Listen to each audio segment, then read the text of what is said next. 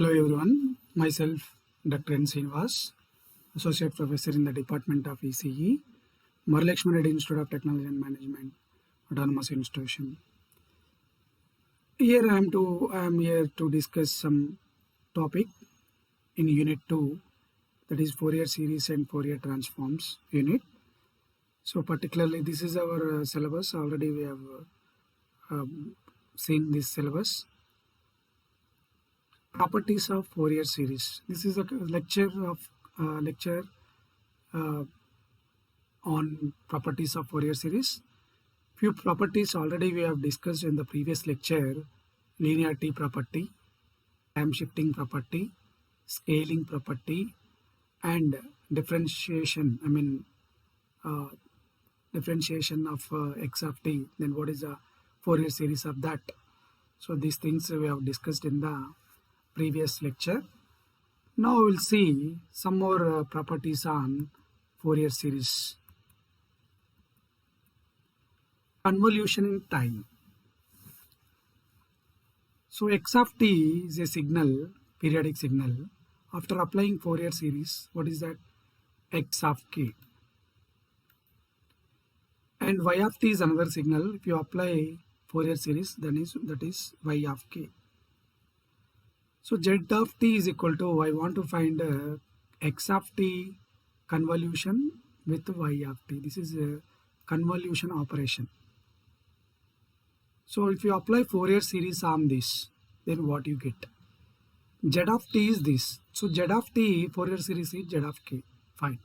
Now what is the Fourier series of this? T into x of k into y of k. So what is your observation? When you convolute two signals, when you apply convolution operation between two signals in the Fourier series form, these two signals are simply multiplied, right? So let me go for proof.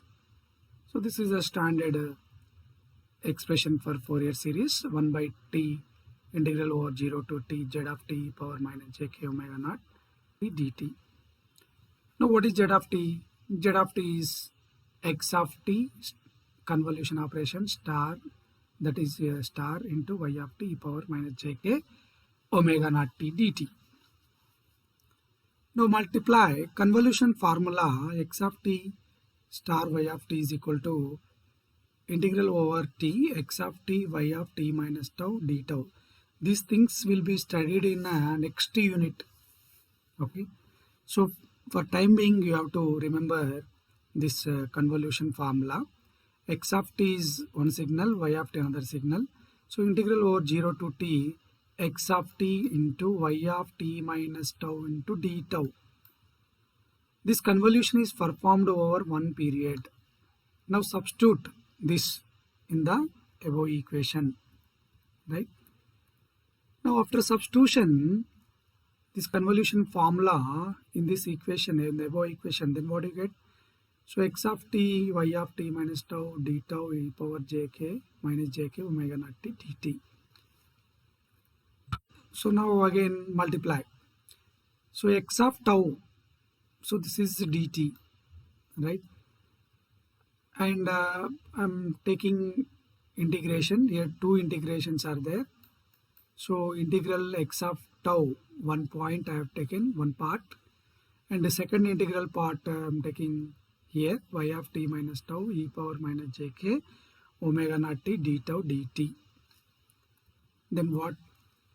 T minus tau is equal to m. So dt is equal to dm. So z of k is equal to 1 by tau integral over t x of tau. So this is y of m e power minus jk omega naught tau plus m d tau and dm, right? Now 1 by t integral over x of t e power minus jk omega naught t omega naught tau d tau. So y of m e power. So here how did you get this? You are getting from this. And how did you get this? You are getting from this.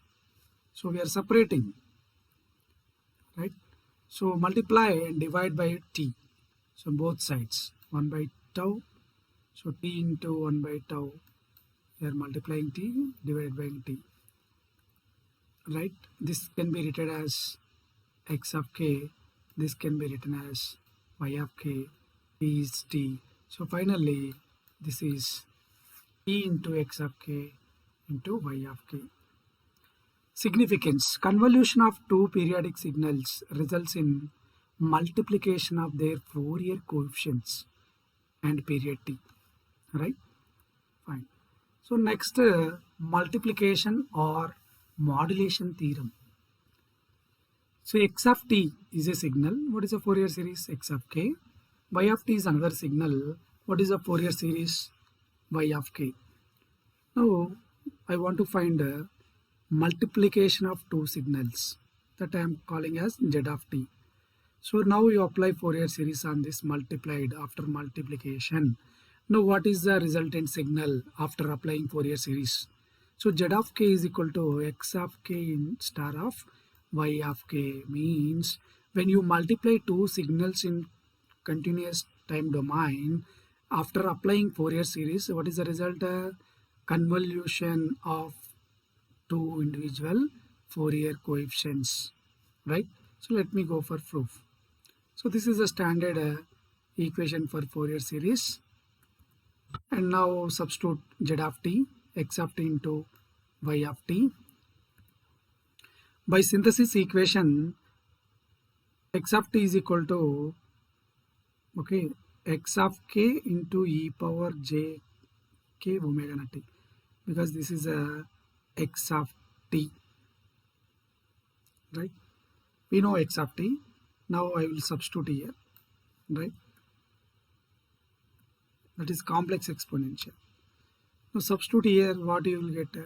Z of k is equal to 1 by t, integral over t, summation m is equal to minus infinity to infinity, x of m, e power j omega naught t, y of t into e power minus jk omega naught t.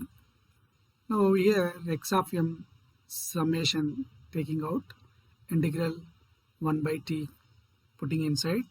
So this can be rearranged some parameters.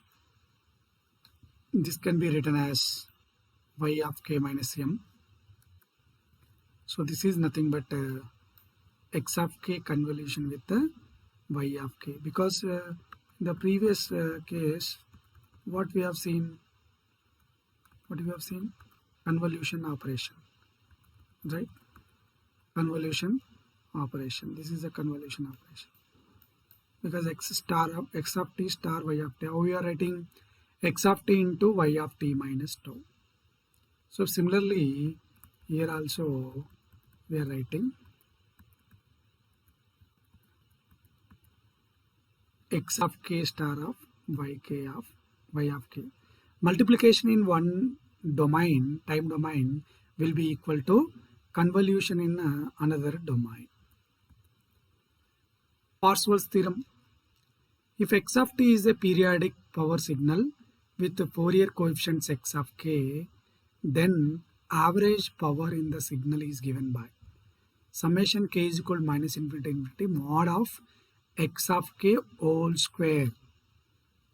Okay, if you know Fourier series x of k, then you can find energy of that signal, power of that signal, average power. This is average power.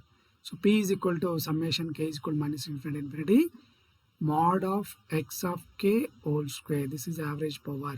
So this is another important property of Fourier series. Proof. The power in signal is given as P is equal to limit t tends to infinity. That is our basic power formula, 1 by t integral minus t by 2 to t by 2 x of t whole square dt. Now for a periodic signal, this is this. Now what I am doing here, I can write x of t whole square, mod whole square can be written as x of t into x star of t. I can write. This is the next step. Next we know exponential Fourier series formula, x of t is equal to summation k is equal to minus infinity x of k e power j k omega naught t, exponential Fourier series. So what is x star of t? Whole star. This is putting in a square bracket and giving a conjugate. Now what happens? I can put star for this. I can put star for this. Then j plus j becomes minus j. Substitute in equation 1. So 1 by t integral minus t by 2 x of t summation k is equal to minus infinity and x star of k e power minus j k omega naught t dt. Now what happens? Just rearrange the terms. So summation x star of k is coming here.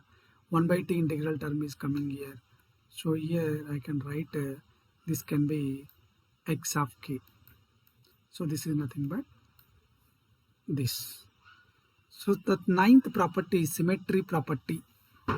If x of t is real, then x star of k is x of minus k. If x of t is imaginary, then x star of k is minus of x of minus k. If x of t is real and even, then imaginary part x of k is 0. If x of t is real and odd, then real part of x of k is 0. These are the properties, symmetry properties. These symmetrical properties will be discussed thoroughly in the next lectures. Thank you all for your listening. If you have any doubts, please contact me. This is my mail. It is srinivas.nalagonda@melaratim.ac.in. Thank you all. Wish you all the best.